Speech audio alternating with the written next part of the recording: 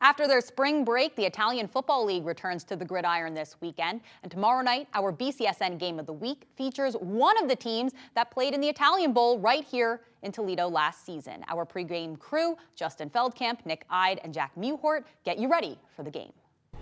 We are getting set for Monday Night Football, Italian-American football style here on BCSN. The Florence Guelphi taking on the Legnano Frogs. And Nick, with this one, we know quite a bit about Florence just because they've been a preeminent team at the top of the standings in consistent years. But they have a new head coach promoted from within. He's got them off to a 2-1 start, taking on a Legnano team that is coming off a win over the Milano Rhinos by 1 point. Yeah, this is going to be a really interesting game. Legnano really doesn't have a signature win yet. They've won the games that we kind of thought they might have a chance to win. If they are able to beat the Guelphi, this would be a signature win for them, and they really would be a team to contend with in the IFL, especially towards the playoffs.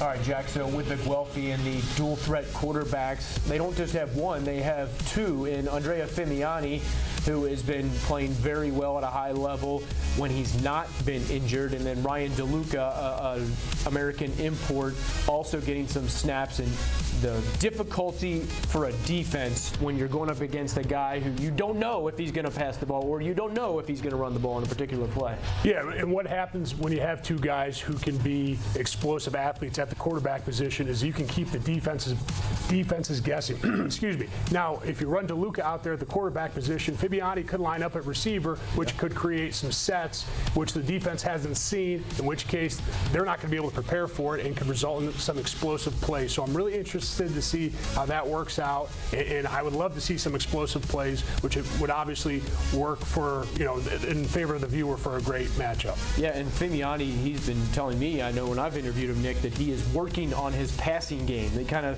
legs in the running game come naturally to him, but he is trying to develop more of a passing game as well. As we take a look at the statistical comparison of these teams, you see the points per game, 30. It looks like an Art Briles coach team, so the ingredients from the previous coach with the Guelphi that led them to the championship 2 years ago and then the championship game last year. But they have shown that they can get the job done, and like you said, for in my opinion, both of these teams, you get a win in this one, it's a signature win. It really is. It pushes you towards the top of the league and maybe one of those two top spots for a bye. Talking to Fimiani, I talked to him after the game last year here in Toledo and then again at the beginning of the season.